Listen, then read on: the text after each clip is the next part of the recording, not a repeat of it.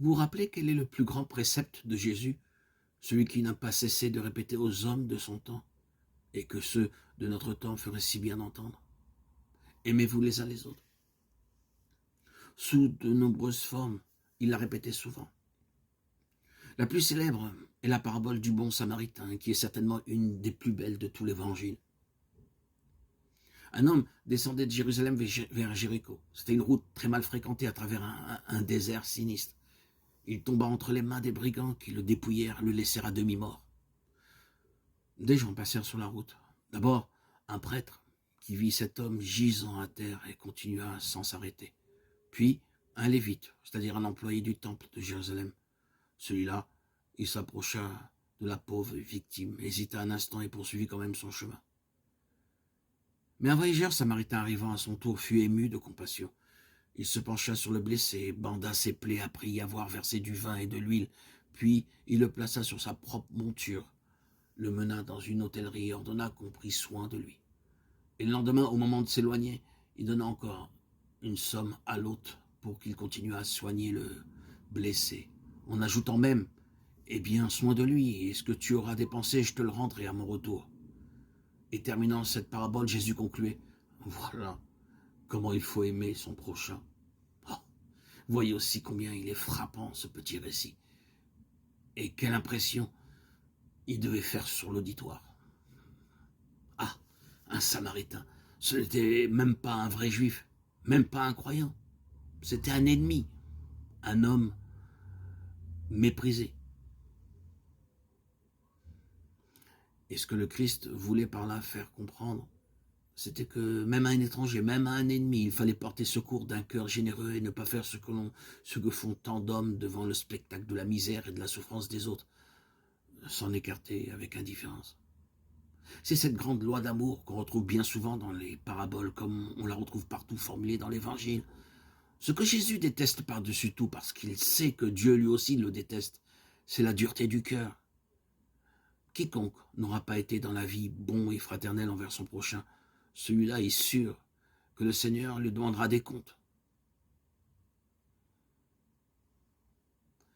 Deux paraboles d'un ton sévère rapportaient même ce que sera l'attitude du juge éternel à l'heure où chacun paraîtra devant lui, et où chacune des actions de la terre sera pesée selon son poids d'amour.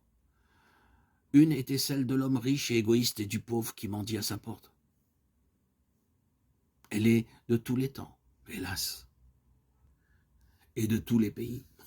Il vous suffit de regarder autour de vous pour vous en convaincre.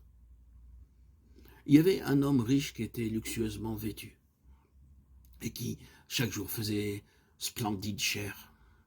Et il y avait aussi un misérable du nom de Lazare qui traînait dans la rue, près de la maison du riche, espérant manger quelques débris tombés de sa table. Et il était si malheureux, si malade, que son corps était couvert d'ulcères. Les deux hommes moururent. Alors la situation se trouva bien différente. Le pauvre Lazare, qui avait tant souffert sur la terre, fut porté au ciel par des anges, et Dieu le fit mettre près de lui, à côté du patriarche Abraham. Mais le riche égoïste fut jeté aux enfers.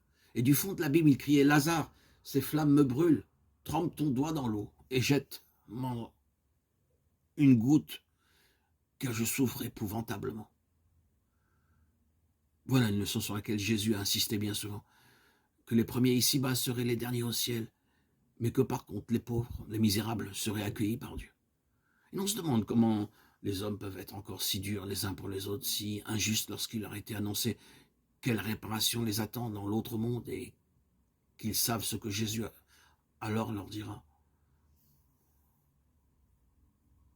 L'autre parabole était comme un commentaire de la phrase de notre Père que vous récitez chaque jour. Pardonnez-nous nos offenses comme nous pardonnons à ceux qui nous ont offensés.